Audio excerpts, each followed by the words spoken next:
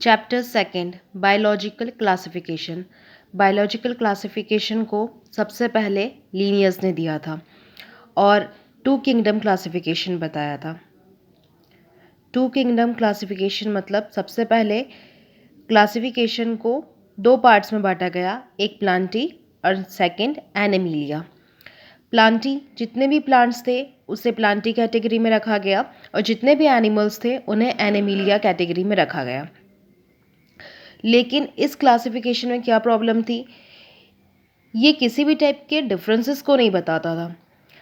इसका बेस जो था वो क्लियर नहीं था। जैसे यूकैरियोट्स और प्रोकैरियोट्स दोनों में डिफरेंस नहीं बताता था। यूनिसेल्युलर एंड मल्टीसेल्युलर इसे भी नहीं बताता था। फोटोसिंथेटिक नॉन फोटोसिंथेटिक इसे भी नहीं बताता था। मतलब एनिमिलिया में यूकैरियोट्स भी आ गए, प्रोकैरियोट्स भी आ गए, यूनिसेल्युलर भी आ गए, मल्टीसेल्युलर भी आ गए, या प्लांटी में भी आ गए। ये ठीक से डिस्टिंग्विश नहीं कर पा रहा था, इसलिए इस क्लासिफिकेशन को माना नहीं गया। उसके बाद आया 5 किंगडम क्लासिफिकेशन। ये क्लासिफिकेशन R.H. विटकर नाम के साइंटिस्ट ने दिया था। उन्होंने इस क्लासिफिकेशन में 5 ग्रुप बताए थे।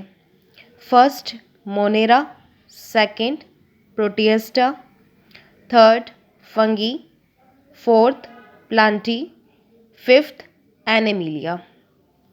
इस क्लासिफिकेशन में ख़ास क्राइटेरिया क्या रखा गया था? इसका मेन क्राइटेरिया था सेल स्ट्रक्चर। यहाँ पर सबसे पहले ये देखा गया कि सेल का स्ट्रक्चर कैसा है, क्या है, किस टाइप का सेल है।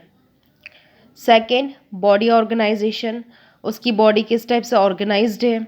Mode of nutrition, autotrophic mode of nutrition है या हेट्रोट्रॉफिक मोड ऑफ न्यूट्रिशन है। रिप्रोडक्शन एसेक्सुअल है या सेक्सुअल रिप्रोडक्शन है।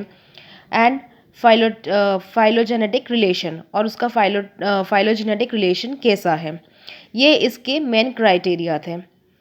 अब इसमें एक एक करके हम सारे ग्रुप्स को डीप में पढ़ेंगे। पहला दे रखा है फर्स्ट मोनेरा।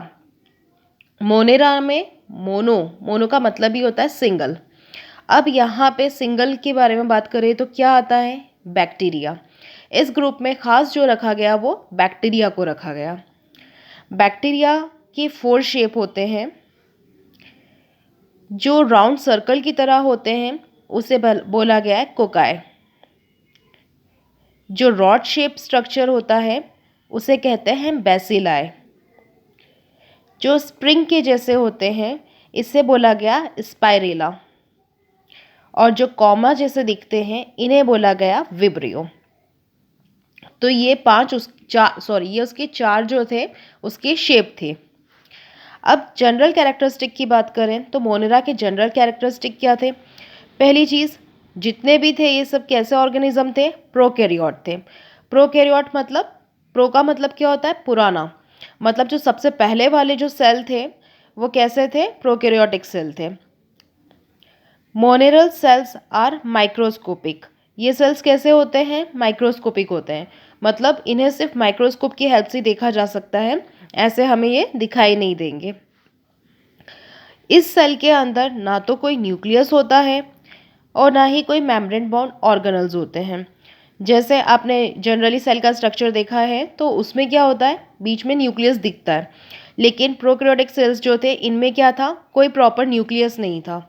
और जितने भी मेम्ब्रेन बाउंड ऑर्गेनल्स होते हैं जैसे एंडोप्लाज्मिक रेटिकुलम है, माइटोकॉन्ड्रिया है, इनके भी ऑर्गेनल्स के ऊपर किसी भी टाइप की कोई मेम्ब्रेन बाउंड्री नहीं थी। फिर फोर्थ, ये कैसे थे, सबके सब यूनिसेल्युलर थे। मतलब ये सब सिर्फ और सिर्फ एक ही सेल के बने हुए हैं। और सबसे खास चीज़, ये सब क्या है, डीकम्पोजर्स हैं, डीकम्पोज करने के काम में आते हैं। जाहिर सी बात है कि जितने भी बैक्टीरिया होते हैं उनका मेन काम क्या होता है, डीकम्पोज करना।